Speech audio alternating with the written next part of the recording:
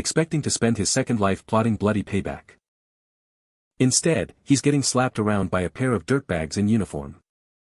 Two brother seniors working at the same station. Rewind to the moment he first woke and pieced the story together from the three officers hovering over him. This idiot, no, me, tried to hang himself. The woman lays it out furious. You're lucky the rope snapped. You were out cold a whole week. And you, genius, thought scribbling names in a suicide note would fix anything?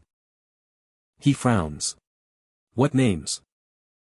The senior officers who've been grinding you down. Especially Hwang Cheo-min and Hwang Young-chun. Real garbage, both of them. And that's exactly how he walks straight back into a shakedown the second he clocks in. Hwang Cheo-min jabs a finger into his chest. Hey, Kim Gyeongsoo, your parents offed themselves after their little crime spree, didn't they? Following in the family footsteps. Hwang Young-chun chimes in from behind. Criminal's kid playing cop. If you're gonna die, at least do it quiet. Why drag our names into your note?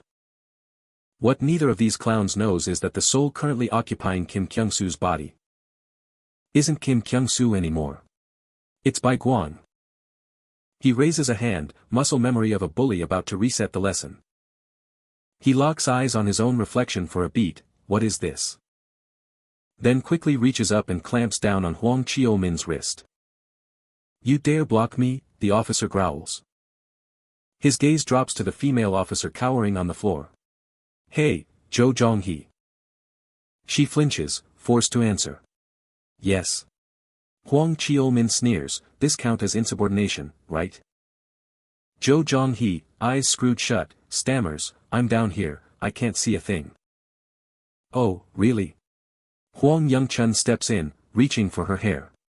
Then let me help you see. His hand freezes mid-air, cut off by a low curse from Bi-Gwang. He turns. Bi-Gwang exhales, unimpressed. So this place is a dumpster fire too, huh? The hell did you just say to me? Hwang Cheo-min's face twists purple. But Bi-Gwang's done playing nice. He clamps down harder, and the man's arm looks one twist from snapping clean off. Blood drains from his face as he shakes and screams, unable to break free. Nobody breaks free once Bi-Gwang decides to hold on. Let go of me, right now, he wheezes through the pain. Bi-Gwang doesn't bother answering. Two fingers drive straight into the pressure point on his neck. Eyes roll white, pupils shrink to pinpricks, and Hwang Cheo-min drops faster than anyone can track. Hwang Young-chun gapes at his crumpled partner, stammering, bro, just now that was. Before his whole view goes dark, blotted out by Bi-Gwang stepping in close. Bi-Gwang lifts his leg toward Hwang Young-chun's face, then drops it, gentle as you please, straight into his crotch. It hurts worse than anything his brother just ate. Hwang Young-chun crumples, screaming through tears and snot loud enough that people outside wince in second-hand agony. Two senior officers, flattened in seconds. The three rookies stand frozen. What, you're mutinying against your superiors? Bi-Gwang just stares back, cold as a morgue drawer. The battered seniors limp straight to Chief Cho Junha to cry about it, and the old man slams his desk hard enough to rattle the walls, chewing Bi-Gwang out at full volume. Hwang Cheo-min, not knowing when to quit, tries to charge in again and gets held back by a coworker. Cho Junha slams the desk a second time. Get out. Brawling with your own seniors, you think a badge makes you untouchable? I'll make sure you never wear this uniform again. Out. Now. Golden evening light hangs over the station as Bi-Gwang steps outside, cap off. Muttering curses under his breath. Seriously, how are cops this rotten? He sits alone in the park, thinking back to when he was leaving the office. The female officer yells Kim Gyeongsoo's name. What? It was just self-defense, he says while Jo Jong-hee and the other two catch up. Do you even know who that senior's father is? Deputy Assistant Commissioner. The man's got a whole Taegukgi Manhwa on his collar. So, please, get home safe. We'll miss you, as all three officers nervously wave Kim goodbye. Alone on the bench, staring up at the sky, he mutters, that's exactly why scum like that never gets caught. Rotten straight through, and daddy's got a general star to hide behind. Should have been reborn as a captain at least. The kid, still nearby, hasn't stopped whispering. Mom, what's a cop? He sighs. And here I am, an outsider even in my own organization. He stares down at the cap in his hands, and old memories surface uninvited. Back then, he was just a starving kid in rags, nothing left of him but bones and bruises. And then a hand reached down. Hey, kid. Want to come with me? That child had no idea that single choice would drag him into a life he'd spend years learning to hate. Assassin Bi-Gwang, hands soaked in blood he stopped counting a long time ago.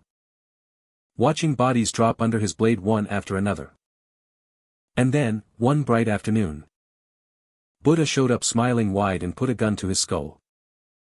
May the merciful Buddha save us all, he'd said, right before the trigger went back. In the same breath, memory bleeds forward, Kim Gyeongsoo, hanging by a rope of his own tying, ending it. As we snap back to the present. Bi-Gwang stares at the tie coiled in his hand like a noose and glances at the photo of the boy's family on the table. Kim Gyeongsoo, abandoned by parents, abandoned by the system, left alone to die. Well. At least he and I have that much in common. He looks toward the door. Shall I, he says. Cut to Gyeonggi Province, west side of police headquarters. In his office, Senior Officer Hong Jun stares down a file stamped rejected in red ink. His proposal to clean out Wagik Temple, shot down before it could breathe. A voice rises behind him. Long time no see. Still keeping busy, I hope. Hong Jun freezes. Spins toward the intruder. And finds the sharp tip of a ballpoint pen pressed to his throat, pinning him in place. Shall we talk? The man asks, calm as still water. Hong Jun eyes the pen, swallows hard. Who are you? Bi-Gwang. Silence thick enough to choke on. After a long beat, Hong Jun mutters, ah. Then, somehow, the conversation just continues, civil as a coffee chat. Hong Jun studies him, one eyebrow arched. Impossible. You're Bi-Gwang. You died. Now you're telling me you got reborn as a cop. If you were me, would you buy this story? Bi-Gwang shrugs. I'm not asking you to believe me. I'm threatening you. He even smiles while he says it. Hong Jun clicks his tongue. This damn kid. Bi-Gwang leans in, voice dropping to something almost conspiratorial. Mr. Hong. I'm going to help you get Wagik Temple. Hong Jun freezes solid, staring, waiting for a punchline that never comes. His expression sours by the second. Who exactly are you? Hong Jun asks. I already told you. Bi-Gwang. Kim says as Hong Jun fumbles for the call button, keeping his face level while stalling. This isn't the place to discuss Wagik Temple. No response comes through the radio. Dead silence. Hong Jun stares at it in growing horror while killing intent floods the room off the man across from him. I already told you, Bi-Gwang repeats, patience thinning. I'm not asking for anything, he exclaims. We cut to the hallways where officers should be working. And we see that sneaking into a room quietly was never Bi-Gwang's style. He'd flattened every officer in the lobby on the way in instead. He plants a hand on the desk, leaning in. I am threatening you. That, finally, forces Hong Jun to reconsider, though he still can't fully swallow it.